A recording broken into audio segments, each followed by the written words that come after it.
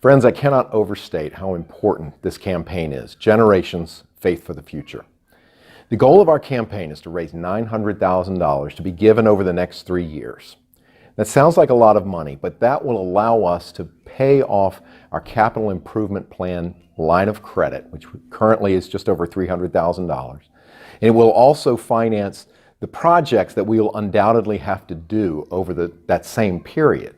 Kevin Lewis, our trustee chair, will say a bit more about this later. And then hopefully we'll have some more left over from this campaign that will then be put back into our building and maintenance endowment. And that will help offset these costs for years to come. So we're in a great financial place, not just for today, but for generations for the future.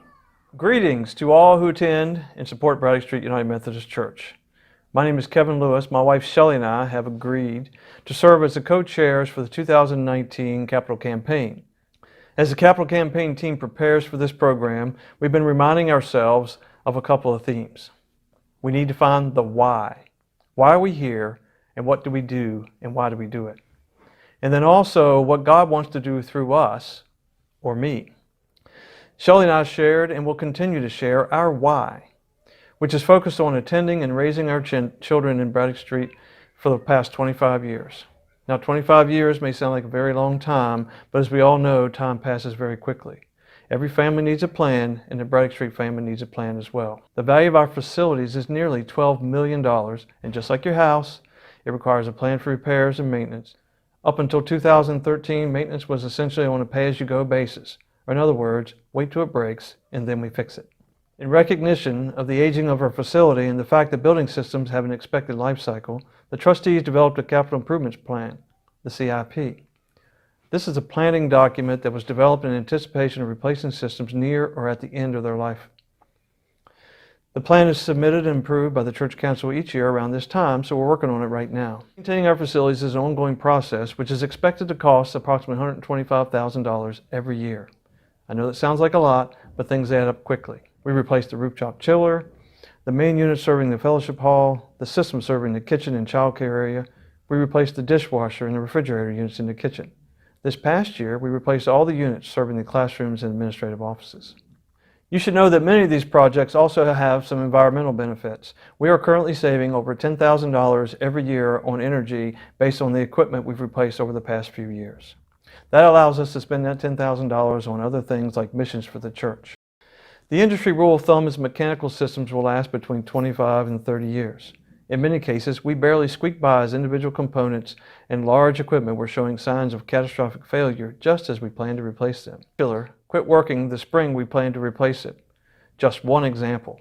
Our CIP calls for HVAC units in the handbell to be replaced this year and the choir room unit to replace next year. Guess what? The choir room unit failed a few weeks ago and we're currently working on replacing it, and we'll move the handbell to the next year. We've done a great deal but have a lot of work to do yet. Our boilers have not been replaced, nor has the main electrical switchgear, pipe installation, and we really need to improve the lighting in the sanctuary. The good news is we choose our projects with a team of dedicated trustees, and planned projects are approved by the Church Council. We began this program by hiring a consultant to evaluate the systems and develop a priority of replacement based on the likelihood of system failures. We often receive questions regarding the wisdom of our project choices. This is natural and quite frankly expected and appreciated. We feel like we have a good plan for the building, but we need to hear from folks like you to make sure we're serving all the groups and members' needs. So you've probably heard that we hired a consultant to help us with the campaign, and that Scott McKenzie has provided a framework from which our members are doing the heavy lifting. This is important because he has formed us into a team. We are accomplishing this together as a group instead of a few members being tasked to take on a job that they're not comfortable with and have little experience doing. So our ultimate goal is to raise $900,000 over the next 3 years to pay for the current debt and the anticipated annual cost of $125,000, and also to put a little bit, about $90,000, into the endowment to help us pay for the ever-continuing maintenance of such a beautiful facility. The campaign has just begun, and we've already received commitments for more than twice the consulting fee. So for Shelley and I, our why is very clear. The church is important to us. This church building is important to us. One of the things God is going through us is to lead this group through the capital campaign that enables the church family to continue to make a difference in people's lives in our community and in the world for generations to come. We're not asking you to choose between your annual tithing and the capital campaign. Our commitment to the general budget comes first.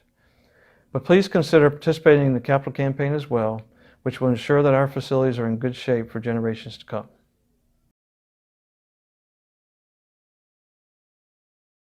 We've also heard other questions like, do we really need to replace the carpet in the sanctuary?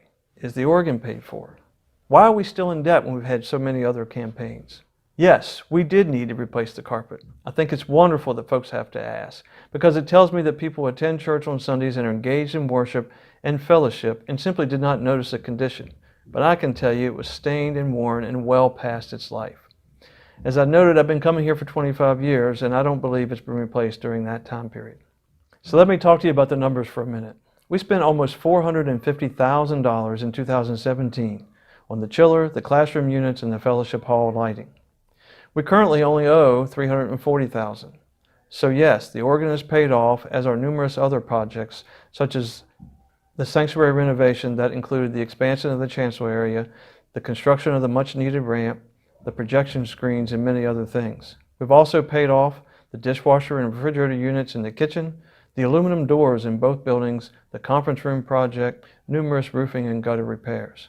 And the list goes on. Some of us have asked, what color envelopes are we still using here at Braddock Street Church? You may remember we got rid of the yellow envelopes, which helped to support some of our building maintenance costs in the past, because we were trying to pick those up more and more into our budget. Of course, your budget goes in a white envelope. Those of you that make a commitment to our fall campaign, you'll be getting your envelopes at the end of the year. And of course, the blue envelope has been used for our building, blue for building. That's pretty easy to keep up with. And some of us like to support directly the community missions that are going on. That's the pink envelope that people get in the envelopes that they receive. And so the pledge cards move very much the same way. Generations Faith for the Future will have a blue commitment card.